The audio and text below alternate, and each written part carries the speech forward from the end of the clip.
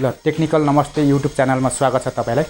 आज हामीले एउटा नयाँ टपिक भन्नाले पनि पुरानो टेक्निशियन नयाँ टेक्निशियन सबैले जान्नु पर्यो। नयाँ टेक्निशियनको लागि धेरै यस्तो समस्या आउने नयाँ टेक्निशियनको लागि या कलर टिभी रिपेयरिङमा हामीले चाहिँ आज एउटा टपिक लिएर आएको छौँ, रेम्बो कलर, जसमा चाहिँ धेरै कलर मिसिएर आउने, स्क्रिनमा चाहिँ राम्रो कलर नआउने। किनभने निलो स्क्रिन आउनुपर्ने, यो रातो हरियो निलो स्क्रिन आएको छ, यो पनि देखाउँछौँ। एकचोटि यार अगाडि स्क्रिन देखाऊँ सानो भाइ। हामी यो पिक्चरको चाहिँ स्क्रिन देखाइरहेको छौँ, पिक्चर ट्युबमै अगाडि यस्तो कलर आएको छ। यसलाई रेम्बो कलर भन्छौँ हामीले। जुन यो रेम्बो कलर आइरहेको छ यसलाई चाहिँ हामी ठिक गर्न गइरहेको छौँ। यसको समस्या भनेको कस्तो हुन्छ भन्दाखेरि तपाईँहरूलाई म देखाउँदैछु। यसको समस्या भनेको तपाईँहरूलाई म देखाउन गइरहेको छु कि यो जसमा यसको समस्या भनेको एउटा पिटिसीको हुन्छ,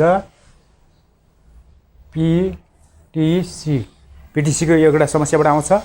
अर्को समस्या भनेको तपाईँको डिगाउजिङ कोइल एक नम्बर हो। 2 नम्बरमा डिगाउजिङ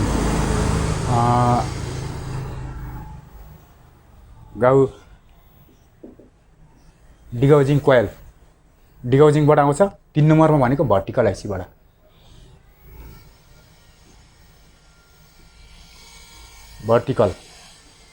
भर्टिकलबाट आउँछ र यो यसको समस्या चाहिँ आज हामी रिपेयर गर्न गइरहेका छौँ। तपाईँहरूको अगाडि हामी पिटिसी हाल्छौँ र पिटिसी हाल्नुमा हामी सबैभन्दा पहिला यसलाई टिभीलाई अफ गरिदिन्छौँ।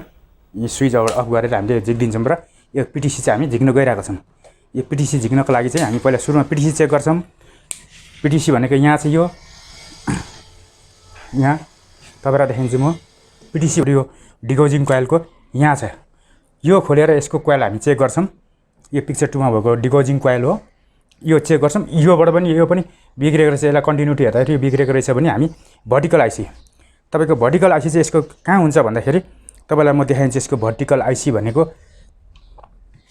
हिर्सिक तातेको छ, यहाँ छ, यो भर्टिकल आइसी हो।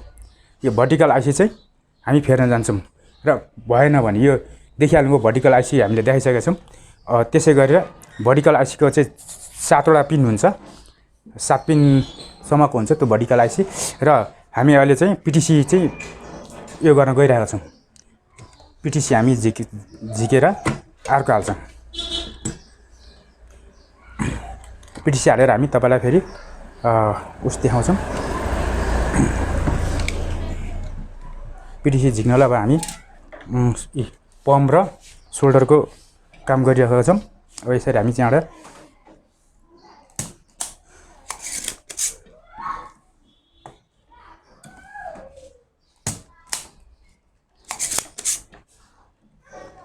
हेर्नुहोस्, तपाईँहरूको अगाडि हामी त्यो देखाइरहेका छौँ।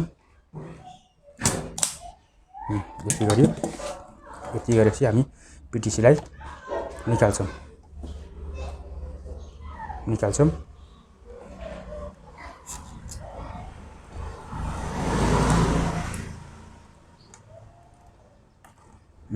पिटिसी निकालिसकेका छौँ हामीले। पिटिसी निकालेर अब हामीसँग एउटा एक्स्ट्रा पिटिसी छ, यो यसको सट्टामा यो हाल्दैछौँ हामी।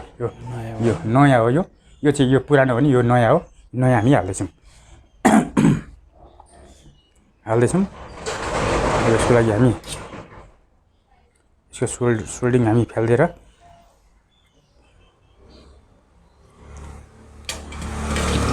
यो पिटिसी भनेको कुनैमा 3 पिनको हुन्छ नि, कुनैमा 2 पिनको हुन्छ, विचार गर्नु होला। अब यो चाहिँ हामी यसरी हाल्छौँ।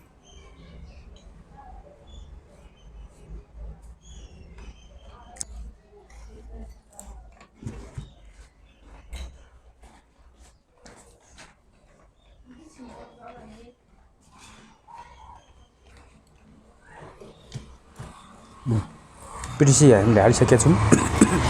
तपाईँलाई हामी सोल्डिङ गर्छौँ। सोल्डिङ वायर यहीँ रहेछ।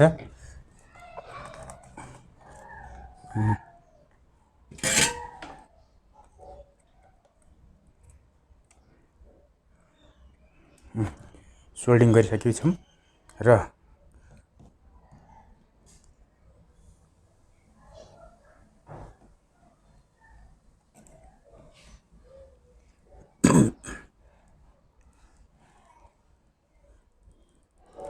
यो भइसकेछ है। यसलाई अब हामी यो पिटिसी हालेर चेक गर्छौँ। पिटिसी हाल्दा यदि ठिक भइहालेछ भने, निलो डिस्प्ले आएछ भने तपाईँहरूको हामीले यो भर्टिकल के अरे भर्टिकल आइसी पनि हाल्नु पर्दैन र डिगोजिङ कोइल, यो हाम्रो पिक्चर ट्युबमा लागेको हुन्छ, यो डिगोजिङ कोइल हो। र यो हाल्दा नि भएन भने हामी डिगोजिङ कोइल यहाँ चाहिँ ब्लेडले काटेर टेप लागेको हुन्छ, ब्लेडले काटेर यसको हेरेर हामीले कन्टिन्युटी चेक गर्छौँ। यदि कन्टिन्युटी देखाएन भने हामीले डिगोजिङ फेर्छौँ र त्यो हाल्दा नि भएन भने हाम्रो भर्टिकल आइसी हाल्नुपर्ने हुन्छ। हामीले यसको बारेमा देखाइसक्यौँ।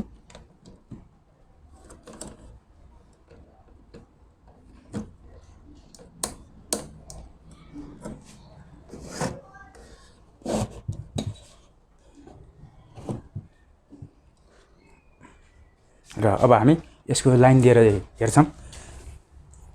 लाइन दिएर हेर्दाखेरि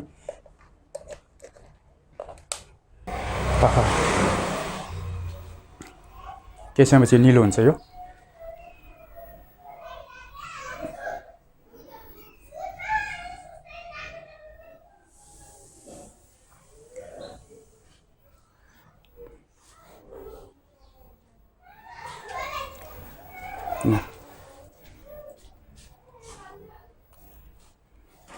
भइसकेछ। यसले यता देखाउ त, यहाँ क्लियर भइसकेछ। हाम्रो कलर चाहिँ मिलिसकेको छ।